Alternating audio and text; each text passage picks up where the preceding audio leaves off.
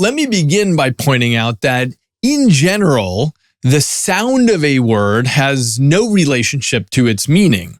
You can call a car an automobile or a vehicle or whatever.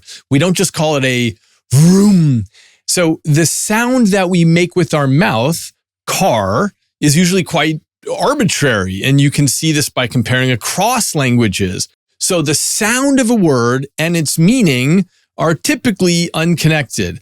But it's not always so simple, because sometimes we do find a strange relationship between sound and meaning. Think of onomatopoeia, where a word imitates phonetically, in other words, in sound, what it describes.